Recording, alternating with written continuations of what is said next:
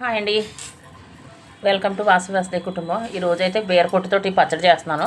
బీరపొట్టు, కొత్తిమీర, నువ్వులు. ఈ నువ్వులు నేను ఆల్రెడీ వేయించి పెట్టేసుకున్నాను.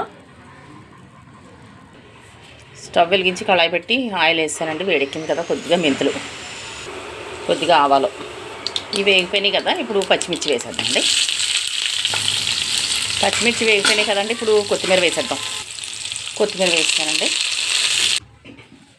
కొత్తిమీర కూడా వేగిపోయిందండి. ఇది తీసేసి ఇప్పుడు బీరపొట్టు వేయించేసుకుందాం. బీరపొట్టు వేసేస్తున్నానండి. ఇప్పుడు ఇవి బాగా ఇంకా కొంచెం వేగాలండి. ఇది బాగా వేగే వరకు ఉంచుదాము. అయిపోయిందండి, స్టవ్ కట్టేస్తున్నాను. ఇప్పుడు ఇవి బాగా వేగిపోయినాయి కదా, చల్లారిన తర్వాత మిక్సీ పట్టేయచ్చు. అంటే ఇదంతా వేసాను కదా, కొద్దిగా వెల్లుల్లి రెప్పలు, నువ్వులు కూడా ఇందులో వేసేస్తున్నాను. ఇప్పుడు మిక్సీలోని జార్లోని. ఇది వచ్చి చింతపండు గుజ్జు అండి. అంటే రెడీమేడ్ చేసుకుని పెట్టేసుకుంటాను నేను. ఇది డీప్లో పెట్టేశాను, కొంచెం కరిగింది కదా. ఇప్పుడు చింతపండు గుజ్జు కూడా వేసేద్దాం. ఇది గుజ్జు కదా, తీసేసిన గుజ్జు కాబట్టి ఒక 2 స్పూన్లు వేసుకుంటే సరిపోద్ది. ఇది ఆల్రెడీ చింతపండు గుజ్జులో కొంచెం సాల్ట్ వేసానండి, అందుకని కొంచెం సాల్ట్ తగ్గించుకుని వేసుకుంటాను. ఇప్పుడు ఇది మిక్సీ పట్టేద్దాం. దీన్ని తర్వాత బీరపొట్టు వేద్దాం.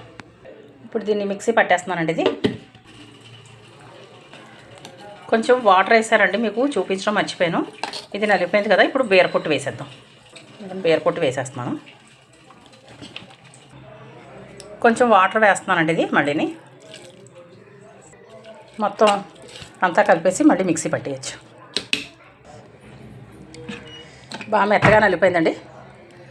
బీరపొట్టు, కొత్తిమీర, నువ్వుల పచ్చడి అయితే రెడీ అయిపోయింది. దీన్ని కొంచెం తాలింపు వేసేద్దాం. పోపులు వేసానండి. ఇది వేగిపోయినాయి కదా, ఇప్పుడు పచ్చళ్ళు వేసేద్దాం.